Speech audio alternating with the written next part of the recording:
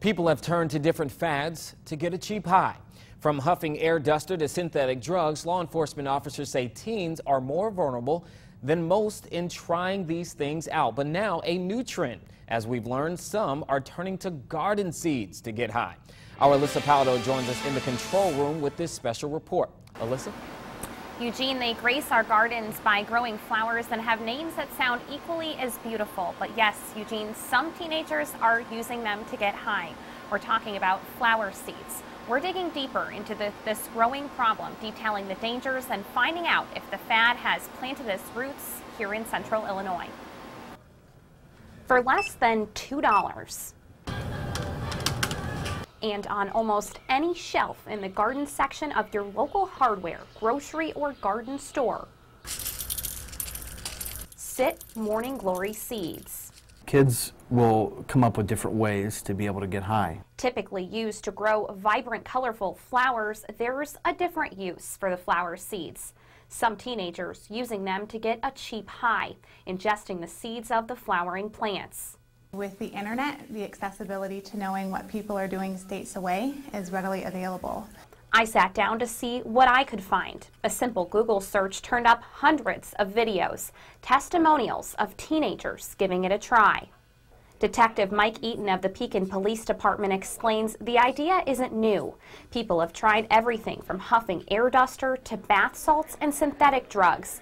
He says ingesting seeds is just the next thing some teens are setting their sights on and getting their hands on. Just because it's cheap and easy to get?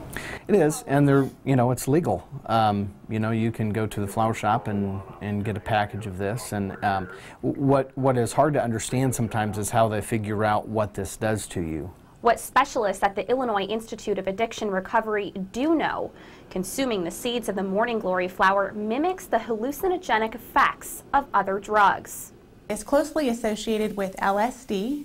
It has an active ingredient called LSA. Clinician Brittany Ott says LSA, or lysergic acid amide, simulates an altered state and impacts the brain by distorting sensory and emotional skills. With that can come very different extremes, from euphoria to confusion to paranoia.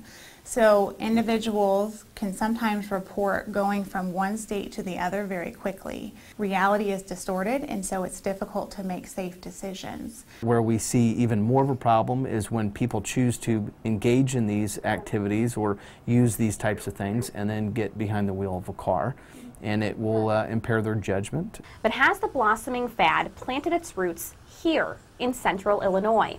More than likely there are teens that are out there that are hearing about this or communicating about it, so likely this is happening within our community as well.